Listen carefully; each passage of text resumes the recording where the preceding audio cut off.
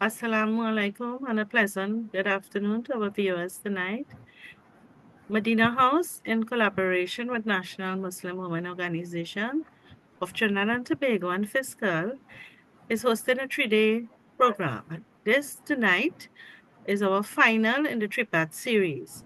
We have covered the mass and the cycle of domestic violence, day 1. Day 2, we have covered understanding the experience of the survivor.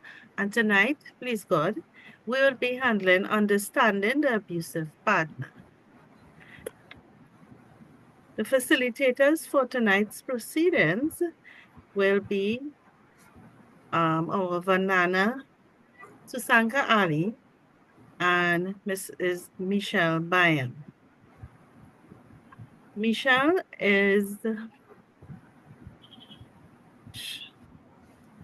Byam is a family and trauma therapist. She is also a counseling skills trainer with over a decade of successful experience in her field. She is currently certified as a clinical trauma therapist with the Green Cross Academy of Traumatology. She has facilitated and co-facilitated a number of trainings over the past couple of years with the organization. Vandana Susanka Ali is no stranger to us, Madinah House, National Muslim Women, and FISCAL. She's a clinical psychologist and consultant at her private practice and consultancy firm. She's also a child protection specialist with over 11 years of experience and a past lecturer of the University of the West Indies, St. Augustine, and the University of Guyana. So to take you all through today's proceeding, Ms. Vanana and Ms. Michelle. Thank you so much. And it's always wonderful to join the discussion on this very meaningful topic. And over the last couple of weeks, Michelle, we've been having such an enlightening discourse as we've been talking about the experience of domestic violence. And tonight we focus the camera a little bit more closely on understanding those who perpetrate violence. And I think that's a really important perspective to get. Yeah. Yes, it sure is. It sure is. And I think without this element, it's incomplete. Many times we focus on the victim, the non-abusive partner, but we do know that the abusive partner does need guidance and help as well. They do need regard as well.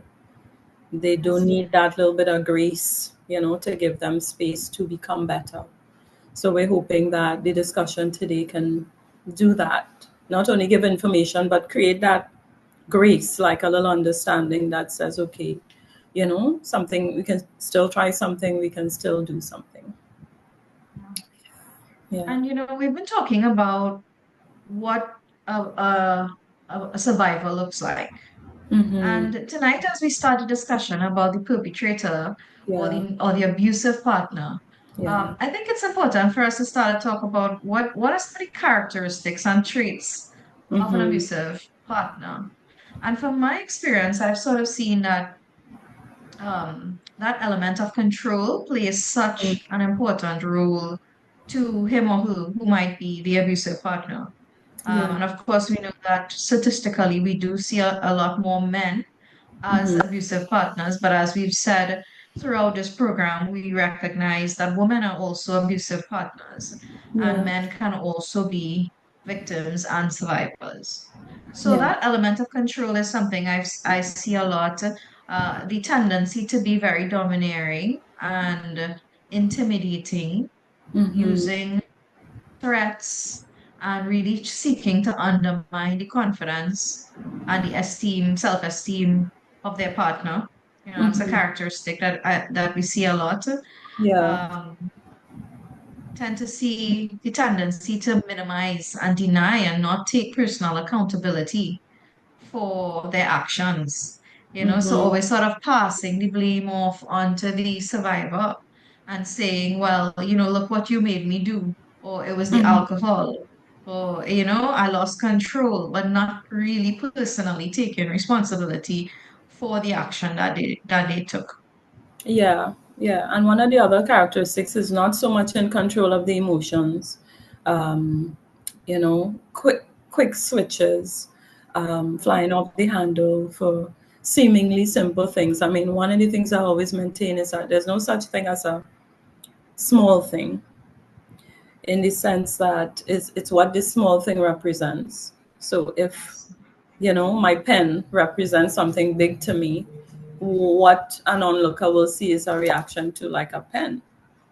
But it's not the pen, it's the meaning, it's the connection, Mhm. it's the significance that this pen, yeah, brings. So you see a lot of volatile um, emotional reactions, unpredictability, a lot intentional, because that keeps the non-abusive partner off balance, and it's in their advantage to have them off balance.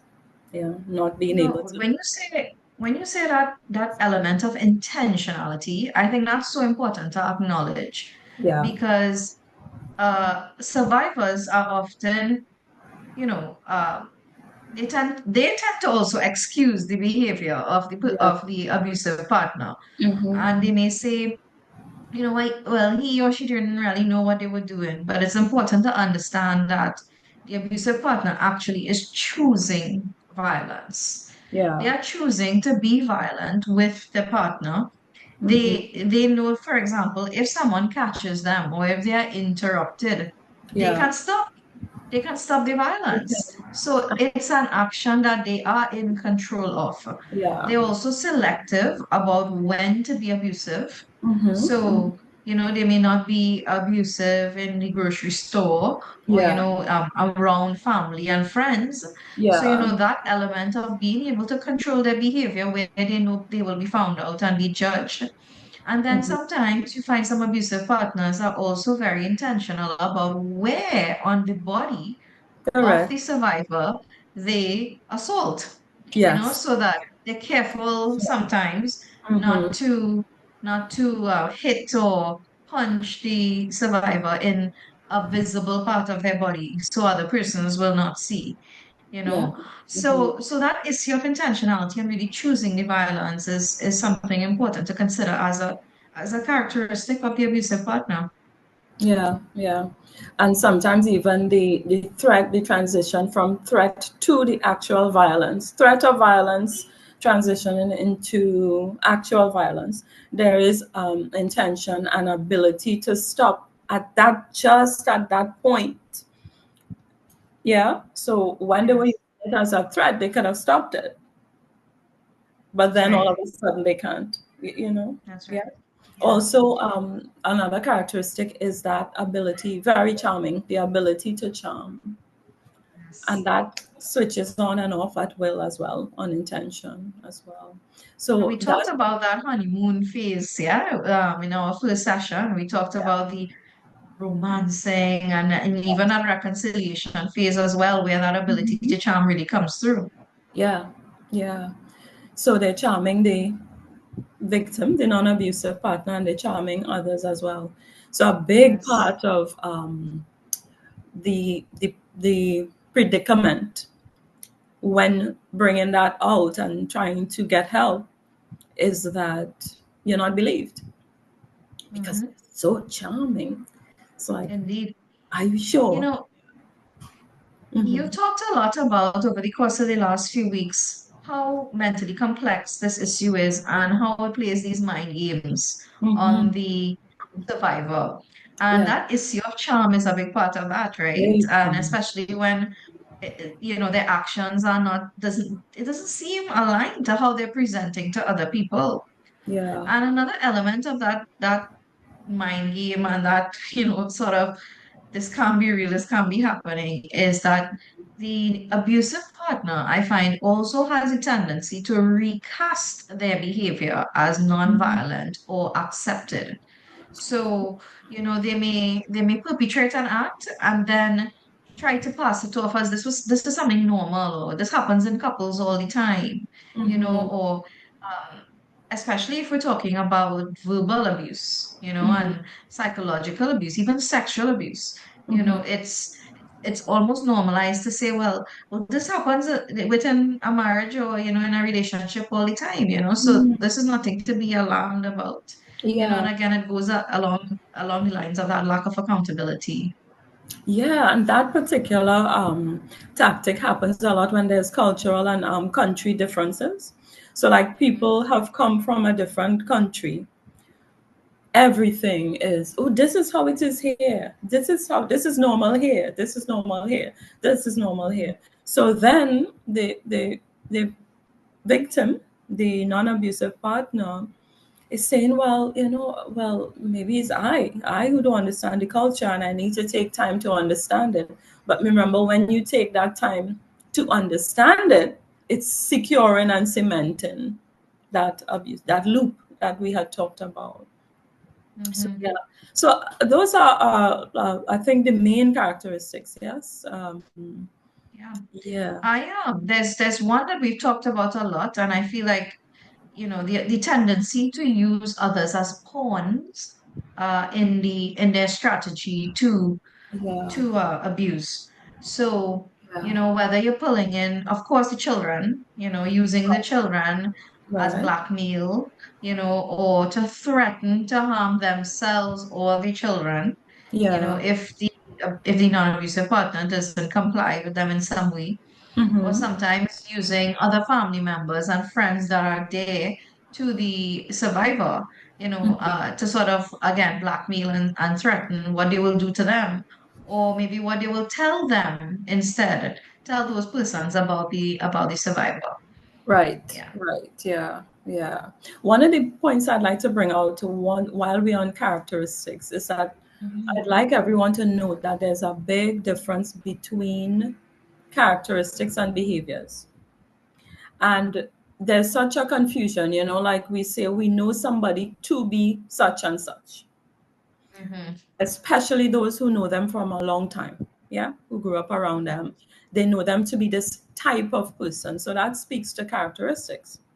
Then, because they are seen in that characteristic light, then it's as if that character cannot do this behavior. Yeah. Yeah. So a Yeah. lot is dismissed because the difference is not noted. That's an excellent point. Yeah, so there's a difference between characteristics and behaviors, and both are true. And one of the things I keep reiterating is that both can be true at the same time. Yes, Hmm. this person is known to be like this with these beautiful characteristics, but also, yes, that same person is doing these Hmm. behaviors that they would have chosen in that point in time with that particular partner. So it Yeah. both are true. And that is something, it's like a wow moment. Yeah. Hmm. So while Hmm. we're on characteristics, I want to point that out. There's a difference between characteristics and behaviors, and both are true in that instance. Yeah. So That's it's not right. like you have to strip the characteristics that everybody knew them by. Yes, they are like that. Yes, they have been like that. Yes, whoever knew them since they were 10, 11, 12, 15, they're not wrong. But it is also Hmm. true that that character is doing this behavior for whatever reason at this point in time. And Yes. when you open your Yes. mind to that, then we can go into the abusive partner's experience and really try and get some help. But if we can't acknowledge the difference between those two, we can't get in. You see? That's right.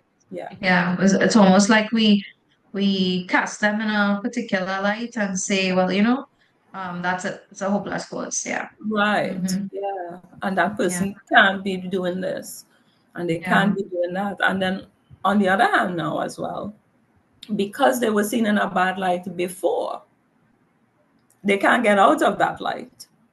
That's right. Yeah. So when they start to exhibit growth behaviors and positive behaviors, nobody believes it. That's right. And that adds to Yeah. the frustration of the perpetrator or the abusive partner trying to change.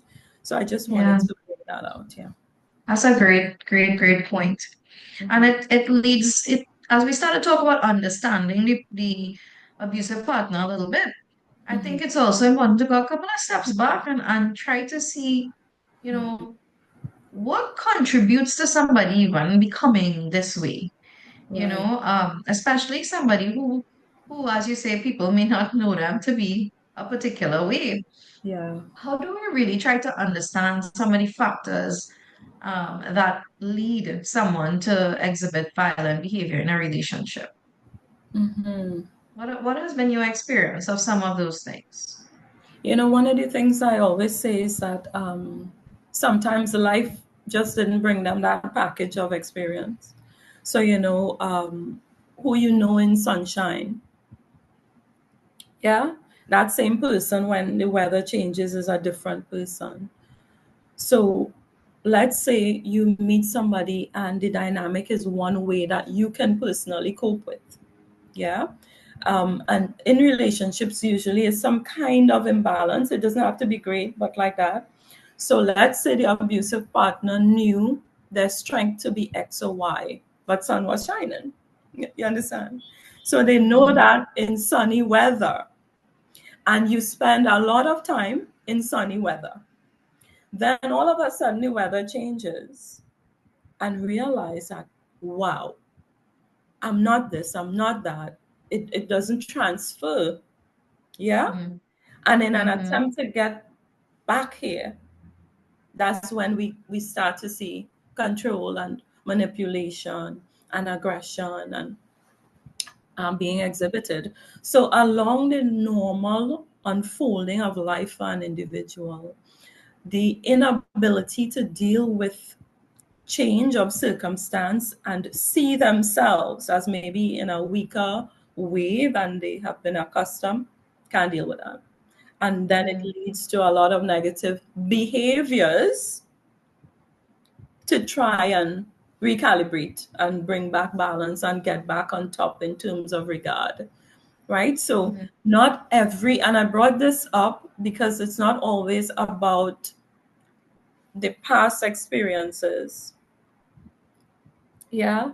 So it is possible that because life has been good to them up to now, sunny behaviors were like true and all that was observed until we get to the depths where they're not able. And then we see this whole um, side of tactics and manipulation and control because they're trying to get back up, right?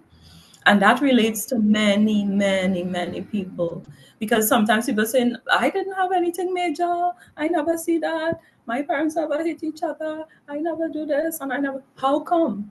So Mm-hmm. just dealing with self and the changing of weather is big. And I just wanted Yeah. to bring that out. Hmm. That's such a good point because, we are guilty of thinking that there had to be some kind of adverse or pathological circumstances that, let a person be in that way. Yeah. So what I hear you saying is, one, the difficulty, someone who has difficulty adapting to change, Hmm. someone who has difficulty tolerating distress and regulating their emotions Yeah. when things aren't, all sunny, as you said, Yeah. and that Yeah. can really cause a switch in temperament that leads them Yeah. to lose control. Yeah. Yeah, they panic, they not knowing. Remember, they and all didn't know that they had weakness in that area because Mhm. really and truly life did not call from them. So the nature of the challenge now is one that they had never experienced. So they Mhm. didn't know that they didn't have the tools. And So it you really, don't know it, how somebody will react when they realize in the moment in front of their partner that they don't have the tools. Some people can really bad, real bad. And it really, speaks. I'm a big parenting advocate, and it speaks Yeah. so much, I feel, to the importance of raising your children to be as resilient as they Hmm. can be, And flexible. so that Hmm. when life does throw lemons at you, you have Yeah. the tools to cope and, Yeah. to be able to healthily discharge difficult emotions. Yeah. And you also have positive models that you can look up to help you navigate those difficult times as Yeah. well. Yeah. You know, So yeah. So. um, Hmm. I feel as well in current circumstance. So I would like to touch on what are Yeah. some of the past experiences too. Yeah. We would. Yeah. But yeah, so we'll go back to there. But I feel like in current circumstances, you know, just everybody has a certain level of stress tolerance. Yeah. Mm-hmm. Mm-hmm. And when that stress level really reaches breaking point, some Yeah, people break, correct. and some people cope with it in maladaptive ways, and they may become violent and unable to control their impulses. So Yeah, you have some people, they're dealing with, financial stressors, property issues, yeah. problems on the job, family issues, lack of support. They may be dealing with threats of losing their children, Mm, lots of things happening in their personal lives, and they just cannot cope. And oftentimes, the person that receives the brunt of that discharge of emotion is the person closest to you in your correct. family, The which safest.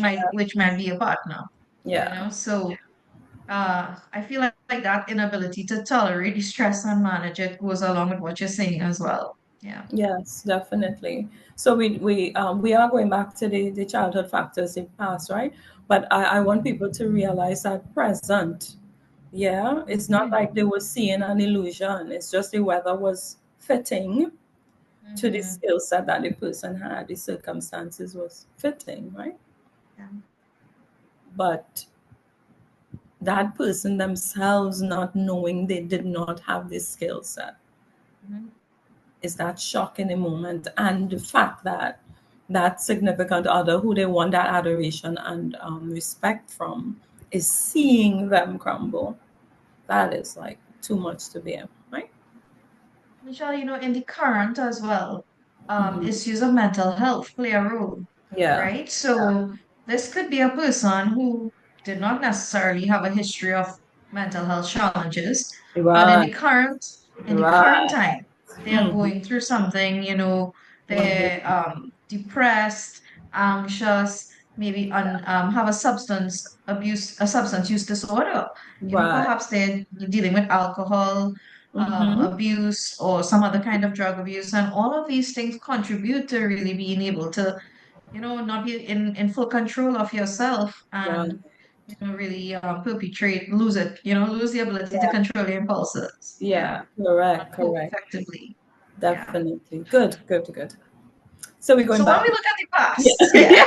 So we're going back Yes, now. the things, yeah, the things that really kind of help build up the momentum towards creating a character that is inclined to behave Hmm. in this way.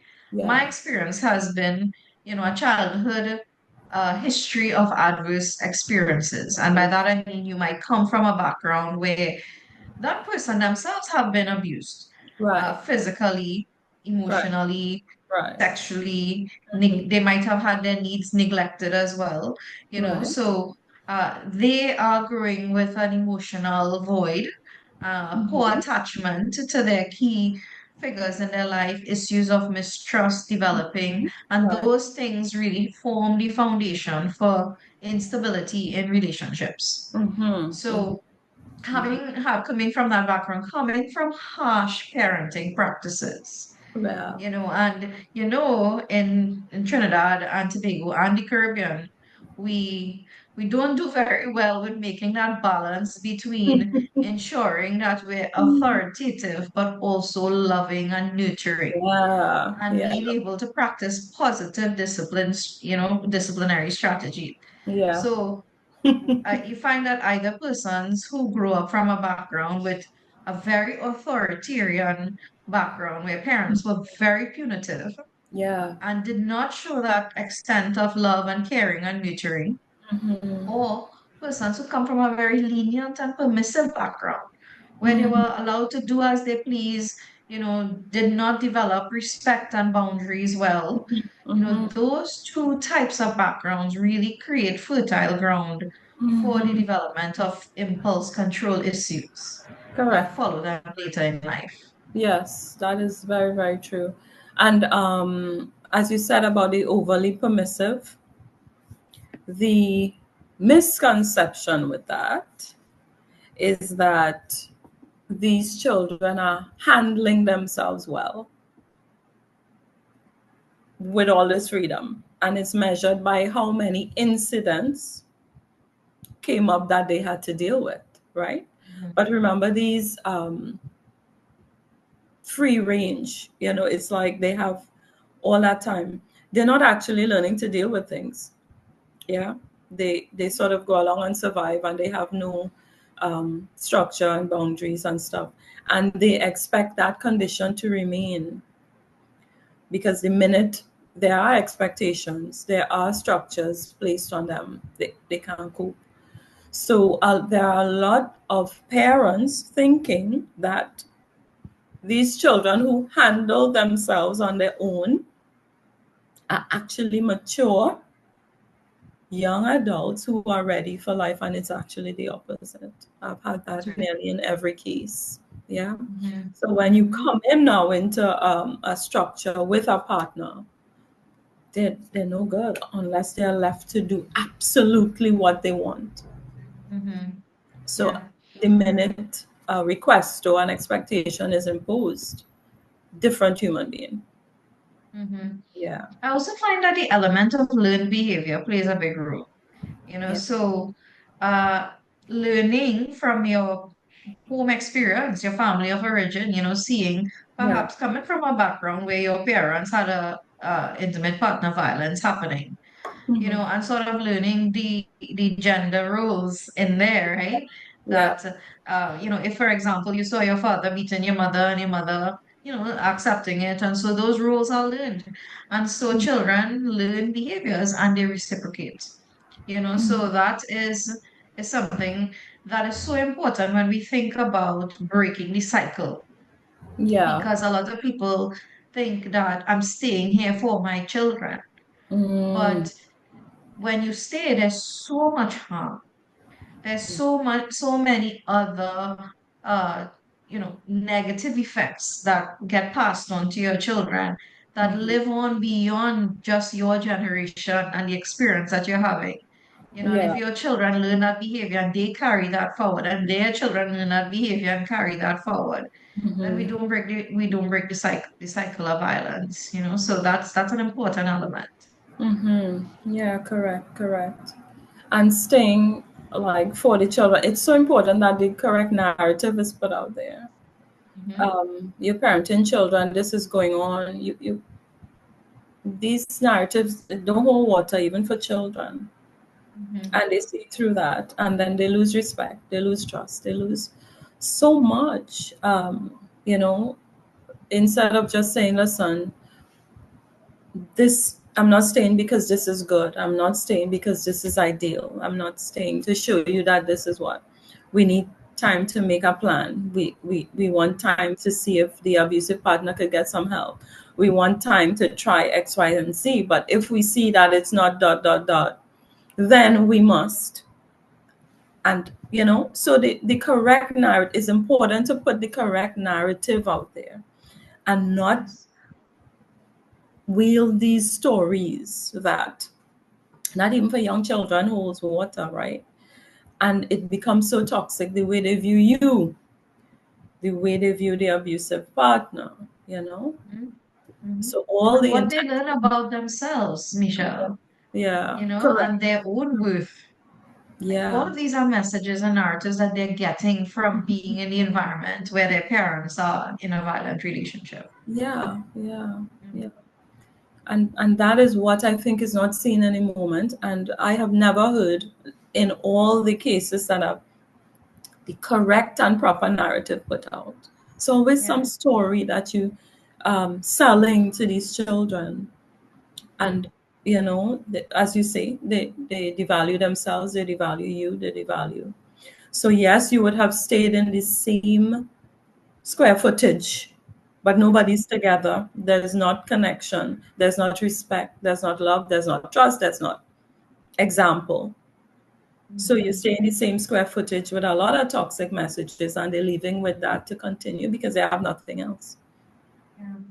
So we've been talking about breaking the cycle of violence, and it begs the question a lot of people might ask, can an abusive partner change if Mm, this is how they've been, and sort of once an abuser, always an abuser, mm, right? Once a cheater, always a cheater. mm. Can can this abusive partner change? Can the cycle be broken by the abusive partner themselves? Definitely, And yes. Hmm. yeah, I find that to be a harder discussion to have than the flip. Can the survivor break the cycle? We Yeah, don't always talk a lot about can the abusive partner change. yeah. Yeah, they can. It's work though. And I think a lot of people want magic. They want instant. You definitely can, but it takes challenging beliefs. It takes learning regulation. It takes shoring up the weaknesses that the control and manipulation was rising to cover. So you've got to agree not to live under cover. Yeah. Yeah. And it's work. And I think a lot of people just choose to move on to somebody else who can fall in line or who Yeah. can submit to it and see if they get through that way. And Right. so it's not that they can't change. People choose short-term options, Yeah. and they choose to start afresh where they've bought themselves another 10 years rather than face themselves. And I'll say one thing about when the abuser is male. Dealing with male clients, you realize that the main thing that undermines them is their absolute resistance to seeing themselves. Guys don't like to zip down and see that raw underbelly. And resisting that stops them from coming forward, from taking on this challenge where they can change. So, and this is why they would choose to numb and find somebody else where it will take a while before it gets to this critical point, and maybe even the person could survive it, you know. And buy time, start afresh, start new, but you're carrying the same you forward that you still don't know, you know. So the main stumbling block when you attempt to intervene with the abusive partner being male, they don't want that exposure. They themselves do not want to see themselves. I think two things come to mind when I think about barriers that pose resistance to change. Yeah. And I think one, on Hmm. a societal level, Yeah. we still on this big man thing, Yeah. Mhm. men don't show vulnerability, Yeah. and I think that contributes to the idea that if I were to, as you say, zip down and really take a look at myself, the things that I might find in there that are so threatening and so difficult for me to process. No, Yeah. no, no, no, no. That is too much. That is too much. I think we ain't going there, That's and that ability to be vulnerable and to really, as you say, see yourself and confront yourself hmm. is a very uncomfortable experience, Yeah. So that ability to do that and to deal with the distress and tolerate the distress that comes from that and come to terms with what it means about yourself is Yeah. a difficult realization. And Yeah. the second thing that I see contributing to that is, again, parenting, Hmm. raising boys to be tough. Yeah. Boys don't cry. We don't talk about we all that's girly things. We ain't talking about feelings and yeah, toughen up, man. No, nobody is saying that you have to raise your son to be, you know, so soft, quote unquote, Yeah. That, that he can't, stand up to face some of the tough moments that life will throw at him as a male. yeah. But we're talking about that undermining of the emotional side of the male experience, Yeah. and telling boys that they have to be strong, and boys is fight, Yeah. and somebody Yeah. hit you, hit them back, You and take him up. yeah, you know. Hmm. So, your girl child come to you with something like that, and your response is going to cuddle her and to comfort her and tell her, come, you must tell somebody if someone hurts you. And, your boy child come and tell you that that's not the response you're going to give them. As you say, you're taking that, Yeah. show them some, Hmm. So those kinds of, really tough. the tough parent and Yeah. building up that tough exterior, I feel like does some disservice when it comes to teaching men how to also truly face themselves and face vulnerability. Yeah, yeah. And that armor is all they know. So it goes up for everything. Yeah, So yeah. here you are trying to intervene, it's going up, you can't get in. So one of the things I tell my male clients, yes, your armor keeps threats out, but it also locks you in. You can't Mm-hmm. get in. You and all can't even get in. So what happens when the inside is hurt? The injury is on the inside. You can't even get in to heal it. You know. Yeah, So that yeah. that shield, that's all they know, and it goes up for everything. Mm-hmm. You can't get in. So, So so these are Michelle, some. what kind of work needs to happen then? What Mhm. kind of work do you do with clients like this on an individual level for to help this abusive partner heal? Well, them staying on the bandwagon long enough is very rare. That is, I must say that in the beginning, that assurance of unbiased, Mhm. non-conditional regard, that must be for everyone. But what I want to say is that this is not couples therapy, right? No. Mm-hmm. So what a lot of the guys like, because they don't want to come and zip down, they insist on couples therapy because, okay, it's not me alone, blah blah blah, right, sure, but it's not couples therapy. And I think that's a big um, part of even starting to deal with the abusive partner. You can Mm-hmm. have a conversation, but what they are trying to do is lock in that dynamic, one, that they will know everything that is said. Yeah, that they will hear everything that is said, and they try to bring that same manipulation and games into the therapy. It cannot be Mm-hmm. couples therapy, right? So Mm-hmm. this will be the first step where they have to take responsibility for that work to be done, you know Mm-hmm. and very quickly, if you don't insist, they'll say, oh, my wife want to come. She want to come along. She want to come along. So come now. And keep going like that. Keep going like that. And you've got to call it off. Yeah, because it is not Yeah. couples therapy. So that is one. But in terms of addressing the perpetrator, the abusive partner, a couple of things would be needed. And without using too many technical terms, but the cognitive behavioral therapy is important for the mindset change and the learned behavior, right? So all of that. So I would usually start with that, not only to understand their past, their adverse. I want to understand the mindset now. I want to understand the skill sets they have and why, when weather changed, they fell apart like that. Yeah. Mm-hmm. All of Mm-hmm. these things is in the first phase, right? And Yeah. because it conveys interest in them, they will stay for that. And when you're getting the information, you're learning them, you're giving them the unconditional regard, and that will encourage them to be open enough to tell you the truth. Of course, there'll be a lot of minimization in there. All I do is try to kiss my wife. But what that means is that she was held on the floor, throat by her throat, and you're forcing, yeah, and that is what how it would be. All I tried to do was kiss my wife. That's not my wife. I wrong for trying to kiss my wife.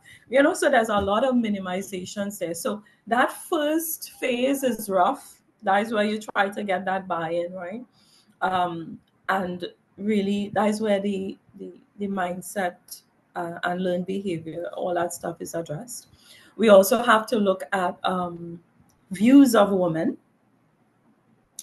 well, especially when the abusive partner is a male, yeah, which is still predominant. Remember, we are acknowledging that men are abused too, but it's still predominantly males are the abusive partners, right? So in there, we have to deal with the views of women, the role. Has there been any adverse experience that changed your perception of women, or respect for them, stuff like that, how they are defined, what they need to do? Are you trying to flip anything? Um, So just today, actually, a male client was telling me that the mother was so aggressively disciplinary. He don't want that. He don't want that at all. So what he's going to look for is the flip of that, right? But then having somebody less assertive requires him to be more structured, which he is not. You understand? And this is what we need to understand. So, in attempting to get the opposite of what he grew up with, he doesn't know that he has to also be different to satisfy that. So then he doesn't have the structure. He chose somebody who's less assertive. So both of them drifting and in a mess, and he's angry every day. You understand what I'm saying? And it's just building up a situation where both of them actually, but that happened because he was attempting to flip the past, right? So all that Yes. perception of a woman, so that has to come in. And then of course the emotional regulation, developing skills to deal with emotions and resiliency and adverse experiences, like how to deal with. So those are the three areas that must be covered. How long they last, we don't know. Yeah. Yeah. If they will Um, last. I Mm-hmm. I also find that in addition to doing a core work that challenges the beliefs and aims to, reframe and restructure some of those problematic thought patterns and attitudes, Mm-hmm. I find that also dealing at the emotional level, where you try to, as we talked about, help this person develop the stress tolerance Mm-hmm. skills Yeah. and emotional regulation skills so that when they feel triggered, Mm-hmm. they have tools that they can manage their emotions. They have Mm-hmm. healthy outlets that they can discharge those feelings and to Yeah. develop new habits. So rather than, when you feel triggered, you go, straight at someone to attack.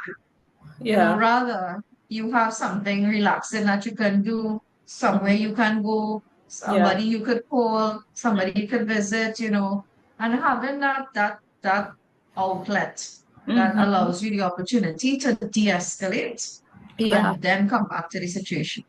Correct. And the coming back to the situation is what we want to emphasize. So, Yeah. so far, we get the male abusive partners to agree very strongly with walking away to get that peace, to Yes. de-escalate, right?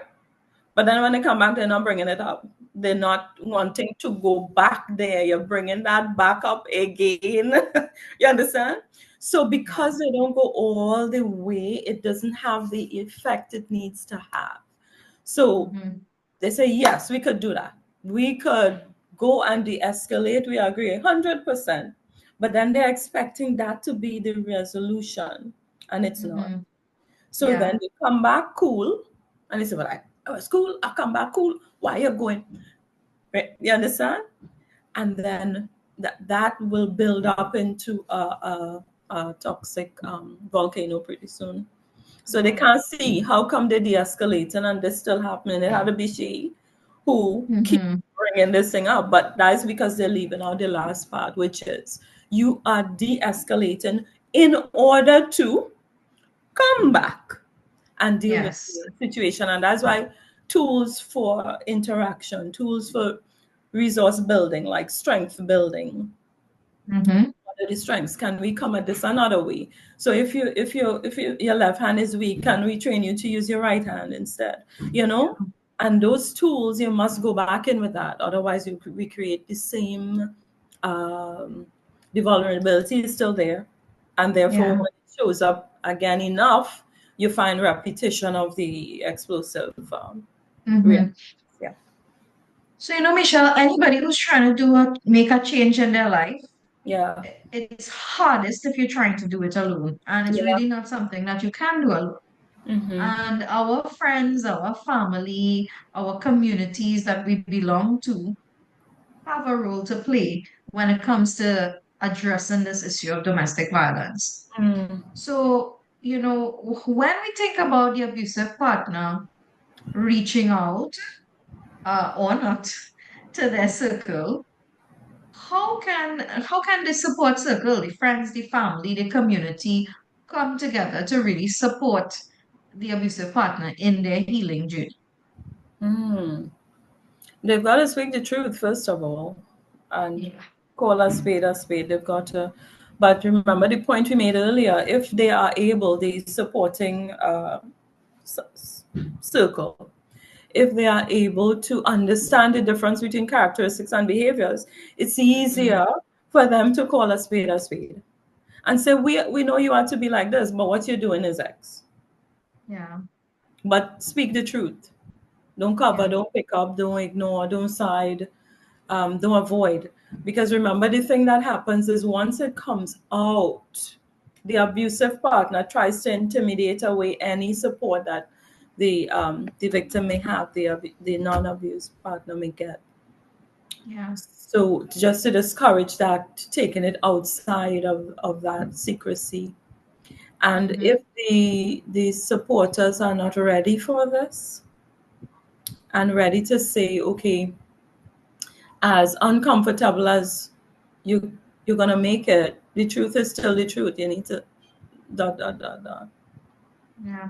And that's a I think too, we don't do very well as a people in giving compassionate guidance. You know, mm-hmm. it's always very judgmental, very blaming, you Mm-hmm. know, Yeah, and so for the circle that is able to acknowledge the responsibility that the abusive partner has to take, yeah, sometimes their response can be quite judgmental, yeah, right? And you know, and we might say justifiable because what the abusive partner is doing is harmful and hurtful and yeah. threatening, Mm-hmm. right? But you know, when you fight fire with fire, you know, you really can't, you know, you can't get anywhere. So, Mm-hmm. you know, really labeling them and bringing them down, and so those things will not help the perpetrator to feel motivated to do better, you Mm-hmm. know. So, you know, I hear you saying that, you know, the support circle has to call a spade a spade. Mm-hmm. And I believe that there's a way to do that, you Yeah. know. You Mm-hmm. know, you don't have to go to the abusive partner and cuss them out and, you know, call them this and that and Yeah. in calling them a spade. You Yeah. know, there's a way to acknowledge that, you know, this is what I've observed, you know, Mm-hmm. this is what your behavior looks like and how it affects the people in your life. These are the Mm-hmm. consequences for your actions, you know, Yeah. and, you know, there's And a way to acknowledge the good. The direct them for good. help. Yeah, Yes. acknowledge the good because the whole package is not bad. And I think Yeah. that people feel that if you are supporting the victim, you've got to write off everything. But there's a lot of good there. As a matter of fact, that's one of the reasons why it's difficult for the victim to leave because there is some good there that they're trying to hold on to, remain to hold on to. So acknowledging that good is important from the victim as well. Yeah. So And in nobody, no, we said before, nobody just gets up one day and decides to yeah. be terrible. You Yeah. know, there is something that led to that, you know, whether it is now or in the past. So Mm-hmm. there are elements of this person that we can peel away and work towards, you know, the areas of strength, really harnessing those and Yeah. appealing to the good elements, you know, to really Yeah. help come forward. But Yeah. as you said, it takes a lot of work and a lot of healing. It takes work. It takes work, and that support all around of both. Yeah. Mm. Because it's as if, once it's known, somebody have to be badder than them to come to get you out, which is gonna be nasty. The confrontation is gonna be bad, Yeah. and that's usually the first response. Yeah. The one thing I will say that friends, family, and communities ought to not do at all is Mm-hmm. encourage the abusive behavior. And I mean, Yeah. that goes without saying, right? But Mm-hmm. sometimes we don't realize that the comments we make Mm-hmm. enable us, you know, they enable Yeah. the abuse to Yeah. continue. Yeah. And last week we talked about enabling factors. Yeah. And, you know, so if you know that there is someone in your friend, a friend or a family member who is abusive, Right. right? Mm-hmm. Um, definitely do not go to that person with talk such as, yeah, well, using man, right? You gotta show she where she places, You put right? down, yeah. Or yeah, so Yeah, anything that justifies the behavior, comments like, yeah, she looked for that. You was right to do something like that. You let them turn and them know who's your real boss in the house. right, And right. um Mm-hmm. beliefs that deepen the stereotypes that Yeah. contribute to the abusive behavior, and say, okay, well, women deserve to be subservient and they have to listen to you. And if Mm-hmm. you're the male, you exercise your male privilege in all the ways. So you could Mm-hmm. demand sex on, you could have sex on Yeah, demand. demand. Yes, you could Yeah. demand your wife to cook and keep the house clean. And if she doesn't do so, you make sure you know who's the boss. Those Mm-hmm. types of things are extremely unhelpful and Yeah. very, very harmful. But Yeah, it strokes the ego though. it does. And in those vulnerable moments, the tendency to reach for the ego stroking is stronger Mhm. than facing the vulnerability and saying, no, I'm going to change. So, Yeah, some people come to you that they would say one thing in the open and then encourage it that's right. in private, so that ego stroking happens, so then they never reach the point of saying, they really in disagreement. There's a game that starts being played. And once you Mm-hmm. have those gaming factors, no Mm-hmm. help is going to be sought. Yeah. Yeah. And the golden rule, Mm. what want for yourself, you really ought not to want for other people. And Yeah. so, you know of your friend or family member who's going through this, who is Mm-hmm. being abusive and therefore abusing their partner and their children in the home. I think Right. it's important for you, before you decide how you're going to comment or help, to think Mm-hmm. about, if you were in that situation, Mm-hmm. Yeah. what would you need, or what would not be helpful to you, or what would be helpful to you? Would you want your grandchildren or your sister or daughter or wife to go through something like that? You Yeah. know? Yeah. And I think really, So. really practicing empathy Mm-hmm. and that do unto others as you'd have them do unto you is so important, and it's so simple, but it's really, really It's, important when we think about how do we rally around mhm. our friends and our family, whether they're the survivor or the abusive partner, to really get them the interventions that they need. Yeah, of course, the practical is always necessary, practical support. And Mhm. just a word to the victims, I think sometimes that unwillingness to step down to maybe a lesser level of product or food or clothing Mhm. or, Mhm. so when help is coming, because it's looked down upon, people retract. Yeah. Because it's not appreciated because you're saying I'm not accustomed with this and I'm accustomed with that X, Y, and Z. So Mhm. remember, it's for time to get either the relationship healed, the abusive behavior stopped, so that you guys can resume on a healthy level, and then you can have all the material things that to whatever standard you are accustomed.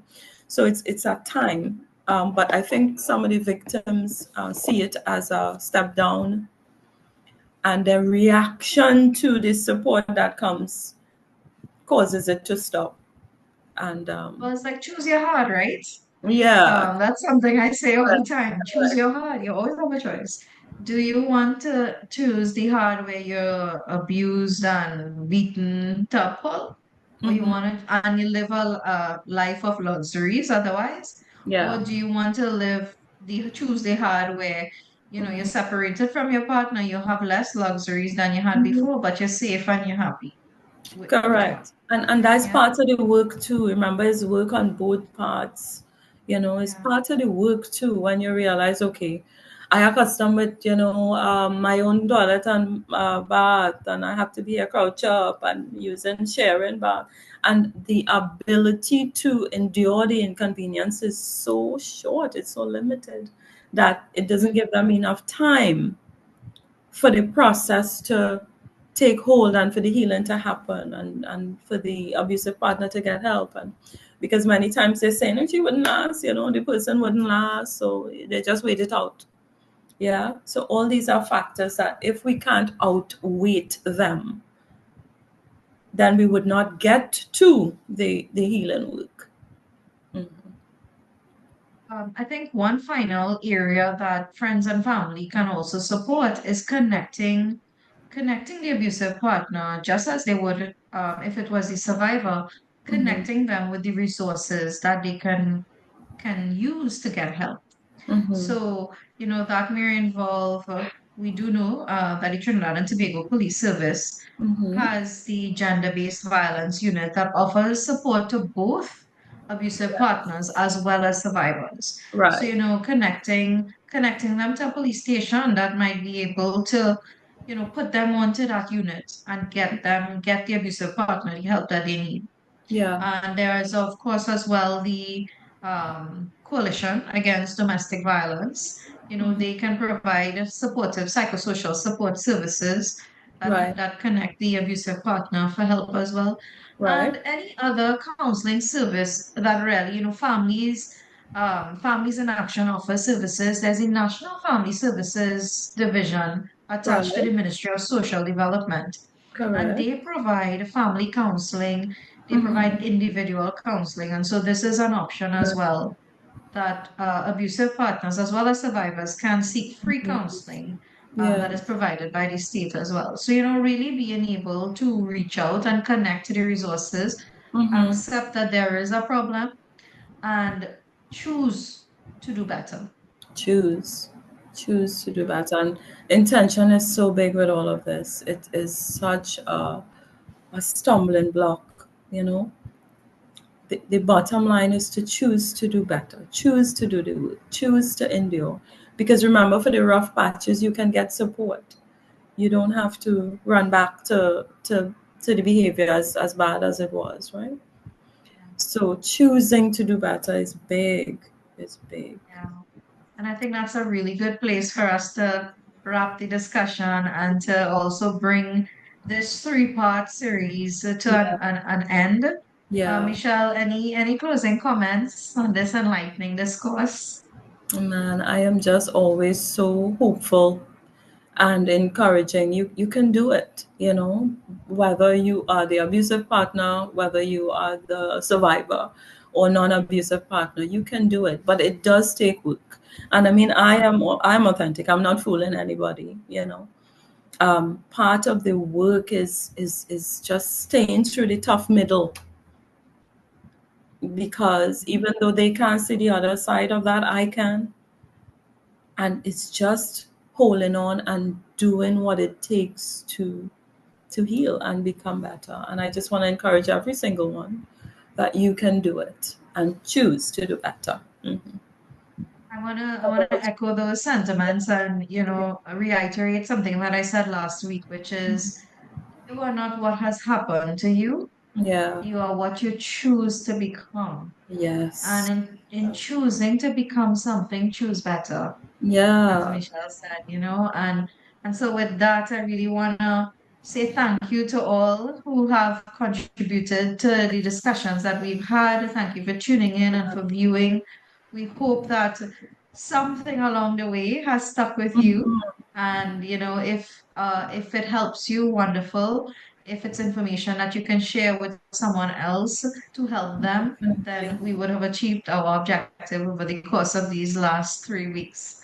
So thank Yes. you, everyone, and we hope that you have a wonderful night. And we, of course, will post resources on the Madinah House page, so you can look Mhm. out for that as we observe the 16 days of activism for the elimination of gender-based violence. Bye now. Bye.